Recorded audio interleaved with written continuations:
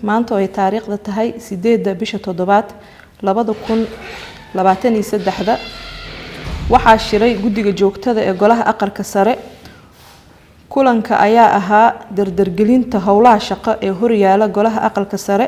xubnaha guddiga joogtada ah ayaa ka dooday soo jeediyay talooyin ku saabsan xaaladaha uu marayo dalka.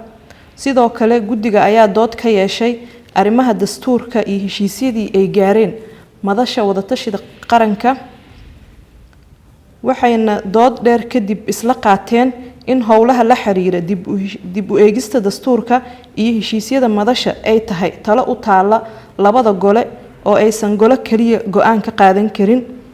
ugu dambeyn guddiga joogtada ee golaha aqalka sare ayaa isla qaatay in guddoonka golaha shacabka loo diro warqad ku aadan sida ugu habboon ee sharciga ah ee loo maareyn karo howlaha masiiriga ah ee horyaala labada aqal ee baarlamaanka federaalka Soomaaliya.